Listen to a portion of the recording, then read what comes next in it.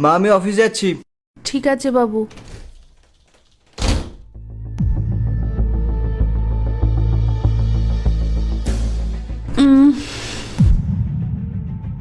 কত অ্যাক্টিংই না করতে হয় ছেলের সামনে।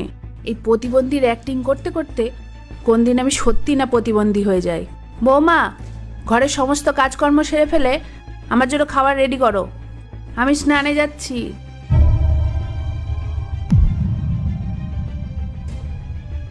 আমি এই সত্যিটা এতদিন ধরে তোমাকে বলতে চেয়েছিলাম। আমি বললে তো তুমি বিশ্বাস করতে না। এখন দেখলে তো নিজের চোখে কিরকম অভিনয় করে তোমার মা। এখন বুঝলে তো কোনটা সত্যি কোনটা মিথ্যে। আমি তো কিছুতেই বুঝতে পারছি না মা এসব কেন করছে।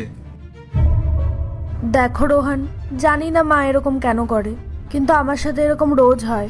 উনি রোজ তুমি যাওয়ার পর বিছানা থেকে উঠে আমাকে দিয়ে সব কাজ করায়, আমার ওপর খিটখিট করে। হতে পারে তোমার কাছে এই জিনিসটা নতুন, কিন্তু আমি মা